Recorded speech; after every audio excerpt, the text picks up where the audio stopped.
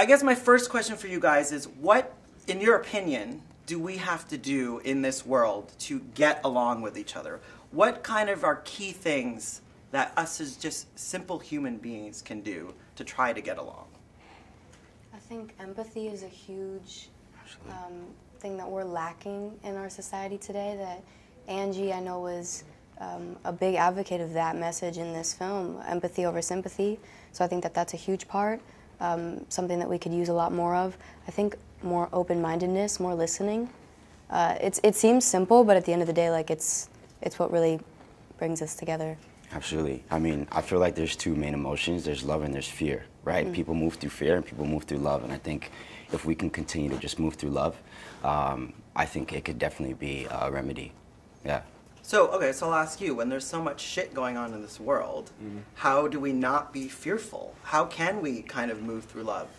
I think by talking about it. I think, you know, one of the main reasons for this movie is to create a dialogue, to talk about these kind of issues and to talk about how these issues affect communities, and exactly what Sabrina said, knowing and understanding that empathy is always more powerful than sympathy. Mm-hmm. So, are we making strides in police brutality? Are things getting better, or are they getting worse? I really just don't think we're moving at all. I think it's really kind of at a standstill. You know, we're still hearing stories about, you know, young, black, colored individuals just getting shot and killed for no apparent reason, you know? So I think it's really great that films like this are out and it's starting a conversation for people to talk about it, and it's kind of just like bringing it to light and bringing it to the forefront. I think it's really important. The longer we waited to release the film, almost the more relatable it came. Yeah, which is crazy. Yeah. Let's talk about judgment, because we all judge people, and I'm curious, was there a time recently that one of you judged someone and you were like, wait a minute, maybe I shouldn't be doing that, and how you kind of, it came to be that you decided, no, I should not judge this person, and what that experience was? I always feel like every day, especially with social media nowadays, we only see the good parts of people's lives, so it's so easy to not remember that we all have stuff going on at home and in our personal lives. So I think, yeah, I think often you find yourself not even judging other people, but like judging yourself based on other people and how they're living their lives. So I think it really is just taking that step back and realizing that we all have our problems and nobody really knows what they're doing. We're all just trying to get along. We're all just trying to walk each other home in a sense. So I think it's really more just about kind of taking a step back and realizing that not everybody has it perfect. Anyone else in terms of judgment? Yeah, I think it's really just kind of, it's a lot of insecurity as well, and projection, you know. A lot of people are kind of insecure within themselves and try and project it on to other people, you know. So, yeah, I mean, I think that's kind of, that's just it right there, you know. And if you kind of are good and centered within yourself, then, you know, you'll be able to move through the world, I guess, just more pure. I want to know how complicated the race issue is in this country these days, or is it really just a simple issue that people aren't understanding right now? I'd say it's not as simple. Racism in America is deep. It's in our system. It's systemic, you know. There's so many forms of it. It's more than, like, there's a line in the movie. You can be, just because you don't say the N-word or use fire hoses does not mean you're not racist. There's something, I think all of us at some point have a little bias in us too. So it's really deep in America, and the longer we ignore it, that's just going to let it fester even more. So we have to have the complicated, uncomfortable conversations if we're ever going to overcome it. How closely do you follow the news and what's happening these days? Or is the media maybe sometimes not getting it right? Yeah, I think sometimes the media, at least 70% of the time, 80% of the time, they're not getting it right. We talk about that in the movie too, because like Haley, who's Star's girlfriend in the film, how does she understands, where does she get her ideas about race? How does she view the world? A lot of that comes through media, through television, and you see it. It's very juxtaposed when we see how they describe Garden Heights, Star's neighborhood. And then right after that, they show the white police officers, and they talk about him getting death threats. That happens all the time, and I think we have to be able to try to change that, stand up, have a voice, and that's what the movies sort of represent. And so I believe media gets it wrong. So I'm getting it wrong, but I'm getting it right with them. It's my fault. I guess we mentioned bias. we all judge people all the time. It's human nature. What are there simple steps you think that we can take to maybe not be so judgmental? Well, I think one big thing is we have to let go of this notion that we must be colorblind. There's nothing wrong with seeing color. It's what you do once you see color. I need somebody, if you're my friend, I need you to understand that as a black woman, I have to navigate the world differently. And that's a big step in overcoming these things.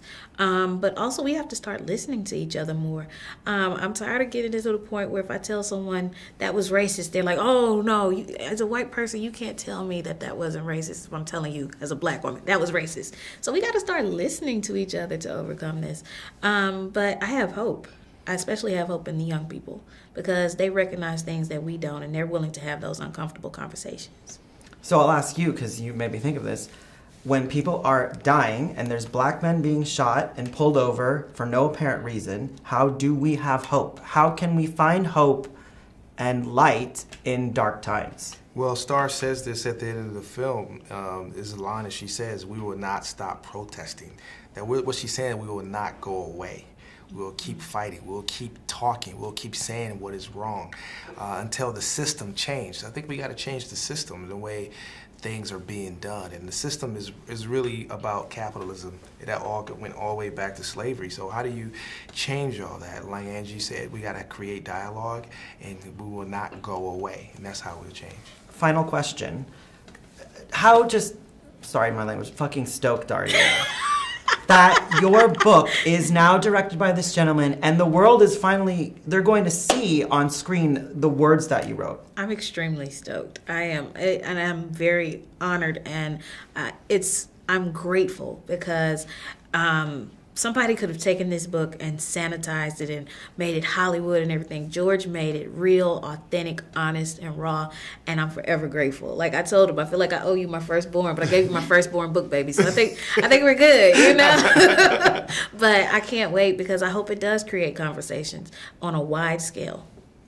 Thank you guys. I love this movie so much. Thank you. It was awesome. Thank you. Thank you guys. Thank you. Thank you. All right, so I'll start with you guys because there's just so much shit going on in this world, obviously. Is there a way that we can just get along? What, in your opinion, do you think we need to do to take steps to further the human existence? Well, first you have to have the acknowledgement that there's a problem. I mean, I think for a long time, there hasn't been acknowledgement that there's a problem. I mean, recently we have cameras so we can actually show somebody getting shot running away. And we can show examples. You know, it used to be word of mouth, but I think collectively, you know, we all have to have acknowledgement of everyone's contribution to where we are today and why it's not better. So conversation is important.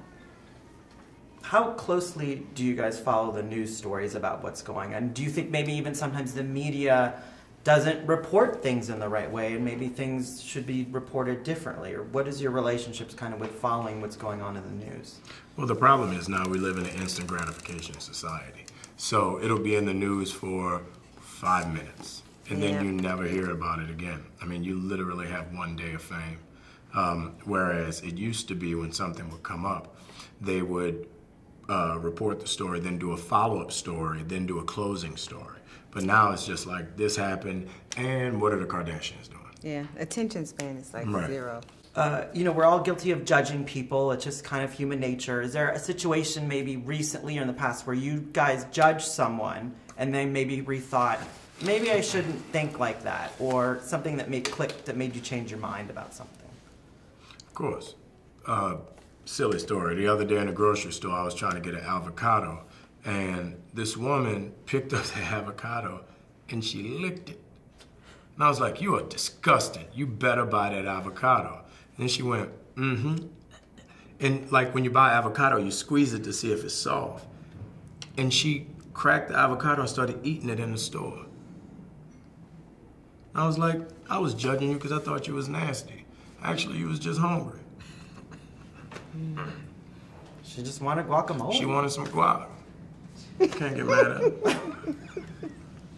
Thanks. Yeah, Yeah. Was that the farmer's market? Nah, it was at my local grocery store. Oh, yeah. It was at Whole Foods in West Hollywood. It was more the Gentilly. concern for her hygiene because she doesn't know how many She prior wasn't worried hands about have it. been on that. Well, yeah, she's probably got a lot of antibodies built up.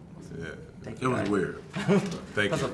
I guess first question is how important it is, do you think people of all ages, all colors, all races should see this film? Yeah, everyone should see it, of course. I mean, it's specifically about race relations between white people and black people, but I think the messaging of it reaches across all boundaries. For sure. It's universal in the sense of, I mean, in a lot of senses. The main thing I would say is identity, though, because everyone has an identity and everyone has to find identity no matter who you are, what type of race you are. So I think that's the one key universal theme, other than the biggest social and racial injustice. That's a big one, identity. As young people, because I feel like younger people, it's easier to change minds and change perceptions. So I guess how do we get that out to not just young people, but also older people who are stuck in their ways? I feel like film is a real, man, we gotta be as lively as them. You feel me? I feel like film is a really powerful medium to do that. Yeah. No, I really do. I feel like hopefully for those who are not able to understand or empathize with these experiences simply by reading about them or seeing them on the news, that when they see it within this personal narrative and they understand the larger scope of the lives of the people who these events affect and the communities that they affect, maybe then it will open up their minds. I agree. I feel like you have to meet people where they are. So whether it's film, whether it's music, whether it's a painter, whatever your craft is, you can find some way to spark the changing factor in someone's mind or to change the heart of someone. So I feel like it can happen through, like she said, film is a perfect way to do it, but honestly, there's so many ways to do it. You just have to meet people where they are. All right, let's talk about dating for a second. Because in the film, you and KJ, I'm not gonna mix it up now. It's like. Because in the film, obviously, KJ's character, he's nervous to meet your family. Was there ever a situation in your own lives where you maybe changed yourself in order to meet someone's family? Maybe not even a dating situation, but... Yes. For sure. Like, I mean, I don't think it's like I changed myself, but you just have you have a certain respect for, you know what I'm saying, a girl's father or their mother. And so I'm not going to go to, I wouldn't go to Amanda's house and be like, what's up, what's happening, y'all? I would do that around her, but I would have respect around her parents. So I think, yeah, I've definitely done it before. How about you? Oh, yeah, for sure. Have definitely, been very, I think I get shy around people's families. It takes me a second to warm up. I would like to be very respectful. Yeah.